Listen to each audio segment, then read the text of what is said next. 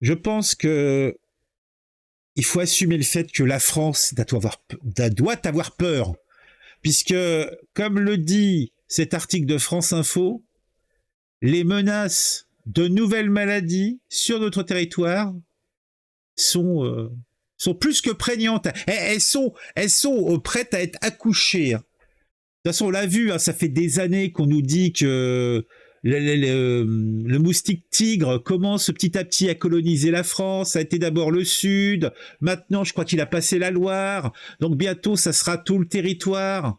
Et ça sera la fin des haricots. On aura peut-être aussi la mouche tsetse qui va arriver et qui va nous endormir, tel des bois au bois dormant par dizaines, par centaines. Et je sais pas quelle autre saloperie de ce type-là. Donc l'article va peut-être nous en dire un petit peu plus. Les autorités sanitaires ont alerté en juin sur la possible émergence de la fièvre hémorragique de Crimée-Congo. Voilà. Donc t'es à Paris, t'es tranquille, t'es ton petit, t'es sur ton petit, je sais pas moi, ta petite trottinette. Moi, je crois qu'ils ont interdit les trottinettes en libre service. Donc sur ton vélo, hein. Donc en plus même pas un vélo aidé électriquement, hein, c'est tes petits bolets tout gonflés de sang, hein, qui moulinent pour faire avancer le truc. Tu vois, mesure écologique, tout ça, tu sais, il fait 50, mais t'es sur ton petit vélo dans une ville où il y a pratiquement, il y a pas assez d'espace vert, où la pollution est à des taux impossibles, où l'ozone est à fond, où tu vas crever sur ton petit vélo, hein, en voulant pas utiliser de véhicules qui font pouf pouf pouf et qui puent. Donc tu vas crever à la fin parce que bah t'auras plus d'air, ça va être l'horreur. Et en plus, tu vas te faire piquer par une saloperie qui va te foutre la fièvre hémorragique de Crimée-Congo. Alors pourquoi de Crimée-Congo? La Crimée, c'est la Crimée Odessa et compagnie, et le Congo, c'est bien le Congo en Afrique. Ça fait large quand même. Ou c'est une autre Crimée? Une maladie qui peut être mortelle pour les humains. Alors tout de suite, ouais, ils te mettent bien. Ils t'expliquent tranquillement que tu es en train de siroter ta petite citronnade. Donc, je sais pas, au Café de Flore ou sur les hauteurs de Montmartre, à regarder le tout Paris, en écoutant les touristes bagnoder autour des artistes peintres incompétents et dégueulasses qui leur vendent à des prix d'or des croûtes infâmes. Ah, bah, tout Paris, quoi, la beauté parisienne. Et puis au loin, t'entendrais l'accordéon. Ah. Ou alors Tiras, là, toujours en restant sur la même image d'Épinal, t'es sur le bord de Marne, tu sais, genre, je sais pas, moi, à Nogent, t'es à la petite buvette, là, près de la flotte, et puis t'as des insectes immondes, tu te fais piquer, 3 jours après, t'es passé à te patrer. Ah non, mais c'est l'horreur, c'est l'épouvante.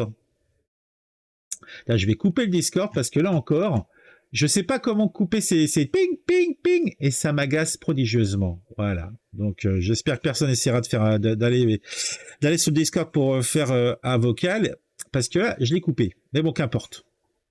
En tout cas, bah, ils le disent eux-mêmes dans leur article, de quoi faire cauchemarder les hypochondriaques et les autres. L'Agence nationale de sécurité sanitaire, rien que le nom, et de l'alimentation, rien que le nom, ça fait flipper. Agence nationale de sécurité sanitaire de l'alimentation, de l'environnement et du travail. Oh, vaut mieux le diminutif, l'ANSES, hein, a alerté sur la possible émergence dans l'hexagone de la fièvre hémorragique de Crimée-Congo. Déjà présente en Espagne, ce virus risque d'arriver en France avec le réchauffement climatique lié aux activités humaines et notamment la consommation d'énergie fossile. Alors moi, quand on parle fossile, je pense convivialité, égyptologie, je sais pas moi, les vieilles pierres, des morceaux de vieux dinosaures. Moi, quand on parle de fossiles, je pense pas à l'énergie. Dit pétrole, je sais pas moi, pense aux gens comme moi qui ont pas été aux études. Je lis même pas ce que tu dis, Son. La France hexagonale est de plus en plus fréquemment exposée à de nouvelles maladies. Oui, parce qu'ils parlent d'hexagonale, mais dans nos dom-toms, Bah, ça fait longtemps que les maladies un petit peu tropicales, on en tâte, que ça soit la Guyane, que peut-être pas la Réunion, parce qu'elle est assez loin, mais bon, je vais en dire la Réunion, et puis la Guadeloupe, la Martinique, et peut-être même nos territoires d'outre-mer, hein, nos TOM, donc je ne sais pas, nos colonies restantes, je sais pas, à l'île de Kerguelen peut-être, ou alors en Nouvelle-Calédonie, il y a peut-être aussi des saloperies comme ça, des maladies, je ne sais pas, je ne sais plus. Bon, en tout cas, en France hexagonale, donc dans le précaré, bah, jusqu'à maintenant, bon, il y avait des cochonneries, hein, mais on a dit que depuis quelques dizaines d'années, ça allait plutôt bien. Il y avait plus que les tiques qui vraiment nous embêtaient, hein, ou la rage de temps en temps, mais de façon fort lointaine. Et là, on nous dit, ah, t'as utilisé trop ta voiture, hein? Tes sacs en plastique pour aller faire tes courses, c'est de ta faute. Tu es responsable. C'est ton activité car tu es un humain. C'est toi le réchauffement climatique. Et c'est toi qui va te faire contaminer par des virus. Ah. En tout cas, comme ils le disent, la France hexagonale est de plus en plus fréquemment exposée à de nouvelles maladies en raison des crises environnementales. Mais il serait toutefois réducteur d'expliquer leur émergence uniquement par le réchauffement climatique. Mais vous voyez rien, mes bons amis. Attendez, on va agrandir un petit peu. Voilà, c'est vous voyez mieux quand même. Hein, c'est quand même plus sympathique. Mon son déraille. Ah merde. Ah bah ça c'est gênant ça. Bah attends, je finis ça et puis je vais écouter. Déjà présent en Espagne, ce virus risque d'arriver en France avec le réchauffement climatique lié aux activités humaines et notamment la consommation d'énergie fossile. Bigre. J'ai déjà lu ça, ça fait 3 fois que je le lis. Alors, qu'est-ce qu'on a dit? Le directeur de recherche de l'Institut des recherches pour le développement et de l'Institut national de recherche pour l'agronomie, ça c'est compliqué, c'est encore comme nom. L'alimentation et l'environnement. En plus, le spécialiste pointe la mondialisation, la déforestation, l'élevage ou encore l'utilisation des sols qui ont souvent des rôles plus importants. La translation vient principalement par les échanges économiques. Bah tu m'étonnes. Bah oui, il nous amène là des, je sais pas moi, des melons juteux en plein hiver qui nous viennent de l'autre bout du monde, hein, des papayes succulentes. Et dedans, il y a des saloperies, il y a des moustiques, des je sais pas, d'autres, des mille pattes, des vers, en fait, je sais pas trop quoi. Et même des rats. En fait, c'est pas d'aujourd'hui. Hein. La peste, elle est pas venue toute seule. Hein. Bah, c'était aussi en cause les échanges économiques, puisque c'est quand même la première raison d'aller se balader. C'est faire du cash et avoir des ressources qu'on n'a pas en local. Hein. Oh, ça va mieux. Non, mais de toute façon, j'ai des petits problèmes régulièrement avec le son. Alors souvent, c'est un disque dur qui démarre pas, ou alors il y a trop de ressources utilisées, ou alors c'est mon micro, ou je sais pas. Mais bon, en tout cas, ou alors c'est peut-être le vent de mon ventilateur. Va savoir, je ne sais pas. Alors, qu'est-ce que ça dit d'autre? Ah oui, donc ces maladies sont transmises par le... Attends, la menace que représentent les FHCC est, elle, portée par le réchauffement climatique. Cette maladie est transmise par la tique Yaloma. Bah tiens, j'en parlais tout à l'heure des tiques. En Asie et en Afrique, cette tique, transportée notamment par les oiseaux migrateurs, alors en plus, encore des immigrés. Ah, comme dirait Zemmour, encore la cause des immigrés. Là, ce sont des oiseaux. Donc, est-ce qu'on demande à ces oiseaux leur carte hein, de résident temporaire les résidents. Hein sinon, tout ça, ces OQTF, qu'on les renvoie chez eux. S'ils nous amènent des tiques, ça, c'est pas possible.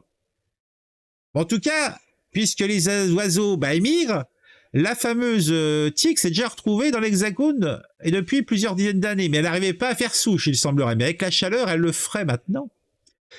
Elle n'avait toutefois pas réussi à s'y implanter en raison des conditions météorologiques défavorables à sa survie. Ah, c'est marrant, j'anticipe tout. Hein. C'est tellement cousu de fil blanc leur article. Mais les modifications du climat, plus particulièrement dans le sud de la France, oh, peu cher. Oh, Marius, tu la tires ou tu la pointes? change désormais la donne. Elle se plaît dans la garrigue et le maquis, explique la spécialiste. Nous savons qu'elle remonte le long de la vallée du Rhône. Nous avons des sources. Nous la retrouvons dans le sud de la Drôme et de l'Ardèche. Eh oui. Et bientôt à Paris, vous sauterez dessus, vous serez sur vos vélos avec vos petits shorts là. Ah. Depuis 2013, en Espagne, 12 personnes ont contracté la FHCC. Donc la Crimée-Congo, je sais pas quoi, la crise hémorragique, la famine hémorragique, j'ai déjà oublié le nom. Aucun traitement spécifique n'existe pour cette maladie. Ah ben en plus, vous allez y passer.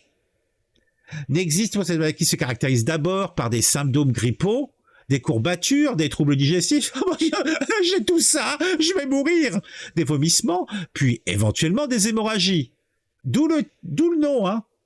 Donc en fait, tu fais d'abord une petite diarrhée néphrétique, et après tu te vides de partout, et puis après c'est le sang qui sort de tes pores, et puis tu te vides de ton sang aussi, et en plus t'as la goutte au nez. Ah oui, c'est les symptômes grippaux. Bah autant dire que tout cela ne me semble pas particulièrement sympathique. Non mais c'est peut-être le ventilateur, ça, je ne sais pas, peut-être. En France, cette maladie, alors entre guillemets, faut bien montrer de gravité importante et entre guillemets hautement contagieuse, doit être obligatoirement déclarée. Relève auprès de France Info Harold Noël, épidémiologiste à la direction des maladies infectieuses de Santé publique France. Alors quand on voit déjà comment ça a été la misère pendant le Covid, qui était certes mortel, mais disons qui touchait une population somme toute limitée pour ces cas les plus graves. On peut dire que c'était la maladie, on aurait pu l'appeler pas de chance. Voilà quoi, t'es jeune, t'es en pleine santé, et puis paf, tu te prends le Covid. Tous tes potes, ils ont à peine un petit peu le nez qui mouille et un petit peu de mal éventuellement à respirer 5 minutes. Toi, tu fais une insuffisance respiratoire et puis tu finis sous terre quoi. C'est vraiment la maladie pas de chance quoi. Et t'as des vieux, évidemment, qui sont plus fragiles, qui y passent, et puis d'autres, pas de problème. En fait, c'est la magie que là, tu vois, c'est le genre de maladie, en fait, c'est plus chaud, quoi. Moi, ça me fait beaucoup plus peur, tu vois, que Covid. Doit être déclaré, nanana. Le soupçon de FHC, maladie classée dans la même catégorie que la maladie à virus Ebola. Ah ouais, mais déjà, quand on te parle d'Ebola, ça sent le lance-flamme et le kérosène, si tu vois ce que je veux dire. Hein. Pour arrêter Ebola, faut tout cramer. Hein. S'intègre dans un circuit de signalement et de traitement dédié, avec des infectiologues référents dans des établissements de santé de référence. Waouh. Non, en fin de compte, on va peut-être arrêter, hein. Là, ils me font peur, hein. Et ça continue. Après, ils vont nous parler des moustiques tigres. Alors, pour les moustiques tigres et les maladies qu'ils peuvent transmettre, à savoir la dengue, super, le chikungunya, génial, et le virus Zika, je ne connais pas celui-là. Le rôle du réchauffement climatique est plus nuancé. Ces maladies que l'on trouve habituellement dans les régions tropicales se retrouvent désormais en France. 65 cas de dengue ont été recensés dans l'Hexagone en 2022. Ah ben dis donc. Mais contrairement aux idées reçues, ce n'est pas grâce au réchauffement climatique que les moustiques tigres est arrivé sous nos latitudes, s'installant dans presque l'ensemble de l'Hexagone. Et en plus, je sais plus comment on dit, mais en fait ça tue. C'est une saloperie de moustiques qui tue nos moustiques locaux et qui prend leur place. Il y a un nom pour ça, mais j'ai oublié. Il en a été transporté par l'homme ou par les marchandises. Souligne Jean-François Guin. Encore l'économie. Aïe, le moustique tigre a ainsi gagné les différentes régions françaises en prenant la route via les camions et les voitures. Il vit dans un rayon de 200 à 300 mètres. Cela lui prendrait un temps phénoménal de faire Marseille-Lyon, mais avec l'autoroute, il met que 2h30. Sourit le spécialiste des relations entre environnement et santé. Eh ben dis donc. Si le réchauffement climatique n'est pas à blâmer dans l'arrivée des moustiques tigres dans l'Hexagone, il va toutefois jouer un rôle dans le maintien de la dengue, du chikungunya et du Zika. La transmission de ces maladies n'est en effet pas optimale lorsqu'il fait moins de 26 degrés. Eh bien, La répartition en France des maladies transmises par les moustiques tigres se reste malgré tout délicate à prévoir. Bon, on s'en fiche. La menace tangible d'un virus aviaire affectant l'humain. Ah bah dis donc. Ah non, mais franchement, je savais que là, ils allaient nous mettre en joie. Là, c'était bonheur. Hein, c'était le bonheur assuré. Hein. Voilà une espèce invasive. Espèce invasive, c'est le terme quand une espèce prend la place d'une autre, c'est ça? Parce que je sais qu'il y a un terme, c'est peut-être ça. Que ça soit une espèce invasive, je veux bien, mais... Ah, je sais plus. Jean-François Guégan, juste toutefois que se concentrer sur le réchauffement climatique et l'idée d'un déplacement de maladies tropicales du sud vers le nord est fâcheux. Oh, c'est fâcheux. Bah, c'est surtout mortel. Mortel. Ah, tout ce qui nous arrive aujourd'hui vient plutôt de l'Est, de la Chine ou encore du Vietnam. Bah, du Sud-Est, précise le directeur de recherche qui cible particulièrement les grippes aviaires.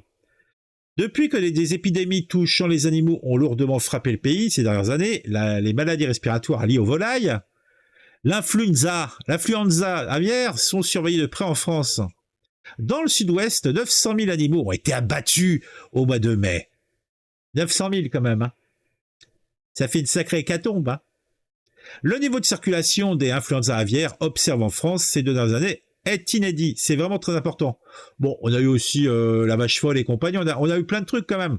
La principale crainte des experts est que ces virus passent la barrière des espèces via autre animal comme le cochon. Oui. Et finissent par affecter l'homme. Ce phénomène, appelé zoonose, est favorisé par la proximité entre les humains, les animaux d'élevage et les animaux sauvages, et serait moins prononcé si les activités humaines n'exerçaient pas une pression aussi forte sur les écosystèmes. Oui, on dit espèces invasives comme la berce du Caucase, la renou du Japon, l'arbre à papillons, la tortue de Floride. Ouais, c'est ça, tout à fait, ouais. Ok, donc c'est bien espèces invasives. Leur capacité à s'adapter leur génome pour affecter des hôtes est sans commune mesure. Dans les plans de prévention des émergences graves, il y a l'hypothèse qu'un virus aviaire s'hybride avec un virus grippal humain. Et c'est l'horreur, et c'est l'épouvante, expose la directrice de la fondation. Le problème, c'est que le virus aviaire est très mortel et que le virus humain est très transmissible. Si vous avez la combinaison des deux, cela démultiplie les problèmes que l'on a eus lors de la pandémie du Covid-19. Alors en tout cas, une fois de plus, ils vont nous dire ce qu'ils nous disaient il y a des années. Nous sommes préparés. D'ailleurs, nous n'avions pas prévu que le Covid-19, mais la grippe aviaire humaine. Donc en fin de compte, ils étaient préparés. Par contre, qu'ils soient préparés, ça n'a pas fait grand-chose. Hein. Ouais, ça me fait marrer quand tu me dis... Attends, je relis la phrase. Nous y sommes préparés. D'ailleurs, nous n'avions pas prévu le Covid-19, mais la grippe aviaire humaine. Donc ils avaient prévu la grippe aviaire humaine, mais... Est-ce que ça aurait changé quelque chose? Est-ce que ça aurait... Non. Donc c'est curieux quand même cette façon d'exprimer les choses. C'est quelque chose qui va arriver, la probabilité est quasiment de 100%. Nous avons seulement du mal à savoir quand. Ça fait plaisir, hein. La menace est tangible, entre guillemets. C'est pourquoi un programme est en train d'être mis en place pour pouvoir au maximum limiter le risque aviaire et détecter au plus vite de possibles transmissions aux personnes qui sont les plus proches des animaux, c'est-à-dire en général les éleveurs. Si un tel foyer n'apparaissait pas en France, il n'est pas du tout exclu que ce virus puisse passer les frontières, tous les ingrédients pour une nouvelle pandémie. Donc déjà, ils nous mettent bien, hein. Ah, ils nous mettent bien. Là, franchement, on se sent, mais tellement bien. Ah, moi, mais... Là, franchement, je regarde... Là, je vais ouvrir mon frigo. Là, je me suis acheté des petites escapes de poulet. Ou de dinde, je sais plus.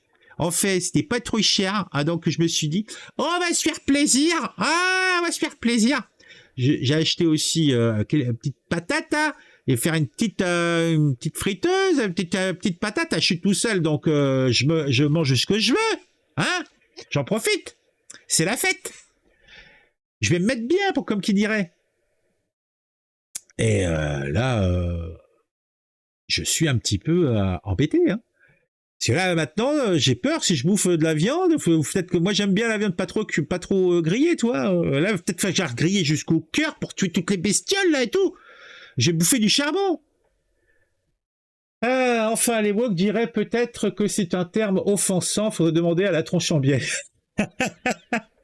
Bon, en tout cas, si vous avez aimé cette vidéo, bah, mettez un j'aime. J'espère que le son est correct. Je vais écouter. S'il n'est pas correct, tant pis. Hein, on mettra à la poubelle. Il y a du monde qui essaie de me joindre.